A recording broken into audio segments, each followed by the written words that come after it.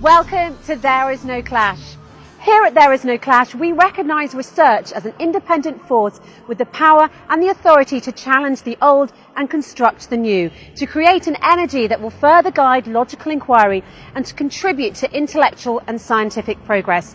We don't claim to present the absolute truth, rather to introduce a systematic, critical overview applying what we refer to as reason, which according to an article in the International Journal of Philosophical Studies is defined as the capacity of consciously making sense of things, establishing and verifying facts, applying logic and changing or justifying practices, institutions and beliefs based on new or existing information. Our line of inquiry in this programme starts with Misr, the cradle of civilization and the land of mysteries, the land where the story of Moses and Pharaoh took place. In fact, the story of Moses and Pharaoh is one of the most repeated stories in the Quran, if not the most. According to the Quran, this story takes place in Misr. The Quran narrates what Pharaoh said, "Don't I own Misr and these rivers that are running from beneath?"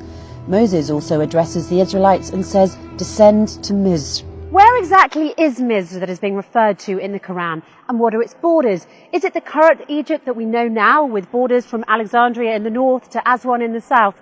Well, the short answer to this question is no. This is actually not what the Quran refers to as the land of Misr, and this is certainly not its borders. Misr means the Nile Valley. Its borders are not just from Alexandria to Aswan.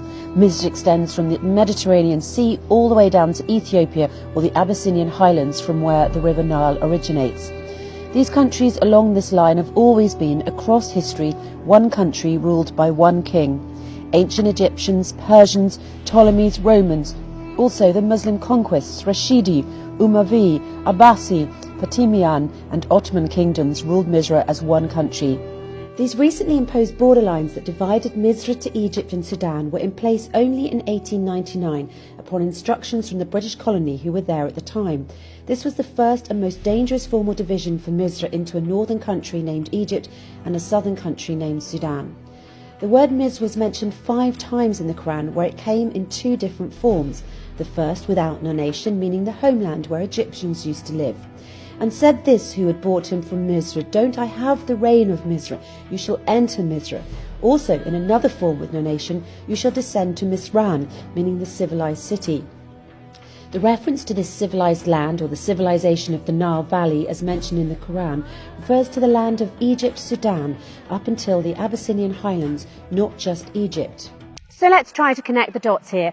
If the valley of the Nile, or Misr, that is mentioned in the Quran covers all this land long before the British conquest and its border definition in 1899, then where exactly in Misr has been the location of Moses and the Pharaoh's story? Has it been in the north of Misr towards today's Egypt, as was taught to us in the history books, or towards the south, currently known as Sudan? The Quran identifies the geographic location of the interactions between Moses and Pharaoh with extreme specificity, leaving no room for doubt. In fact, the Quran mentions 5 descriptions in its narration of Moses and Pharaoh's story: the western side, Yam, Madyun, Turwa and the Tor. The western side, the first location identified by the Quran, is where Moses learned from God that the confrontation with Pharaoh and his army is over. He also learned the timing of his escape with the Israelites from the tyranny of the Pharaoh. This specific location is identified as the western side of Mecca because God said to Prophet Muhammad, "And you weren't, O Muhammad, by the western side as we handled the situation with Moses, and you weren't one of the witnesses." Prophet Muhammad lived in Mecca at the time, and the western side of Mecca is northern Sudan. If anything, this tells us that the story of Moses and Pharaoh took place in what we now know as northern Sudan, or to be precise, in the southern part of Misr before the 1899 borders. By the way, it's worth noting here that back then there was not the land that is now called North Sudan. It was known as the Nubian Kingdom of Kush. Hence you can confidently say that Misr was in Egypt, Lower Misr, in addition to Kush, Upper Misr, until now the Abyssinian highlands. Kush was the home of people of dark skin called the Kushites, who built a strong civilization economically, politically and spiritually. In fact, the people of Kush built around 300 pyramids compared to the 60 pyramids built in Lower Misr, Egypt. There were always disputes between Upper and Lower Misr about who would rule Misr as a whole, and indeed the Nubian Kush or Upper Misr succeeded sometimes in ruling Misr as a whole. Eventually, the Lower Miz, Egypt, succeeded afterwards to control the reign of Miz as a whole.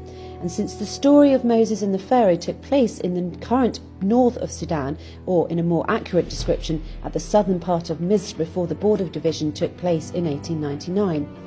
This then means that the story of Moses and the Pharaoh took place in the land of Cush, or in the Upper Miz region, and that the Pharaoh that was referred to in the Quran is a proper noun for one of the kings of Cush, or Upper Miz, that is currently north of Sudan, and not Ramses II, the king of Lower Miz, Egypt, as narrated in some history books. In the Quran, Pharaoh says, "Aren't I the ruler of Miz, and these rivers are running beneath me, can't you see?" If we refer here to Egypt, Lower Miz, as we know it today, it is only one river, the Nile. Nevertheless, the Quran is referring to Upper Miz, which has many rivers. This again implies that the story of Moses and Pharaoh took place in Upper Miz or northern Sudan. The river Al-Yam, the second location mentioned in Moses and Pharaoh's story, refers to where Pharaoh sunk with his army. Another reference to Al-Yam is where Moses' mother sent him afloat in a basket when God ordered her to do so to save him from the soldiers of the Pharaoh. At the beginning of Surat Taha, God says to Moses' mother, "And put him in the coffin and throw him in Al-Yam," referring her to the river. In the same chapter, towards the end of the story of Moses and Pharaoh, God says, "And the Pharaoh and his soldiers followed them, and they've seen from Al-Yam what they've seen." So while we agree that Moses at the beginning of the story was thrown in Al-Yam and the Pharaoh at the end of the story sunk in Al-Yam, we associate two meanings to Al-Yam. We claim that the first Al-Yam is the River Nile and contradict ourselves by saying that the second Al-Yam refers to the Red Sea, where the Pharaoh and his army supposedly met their fate. Wrong. Both instances refer to the river where Moses was left as a child and the place where the Pharaoh and his army sunk beneath the waters.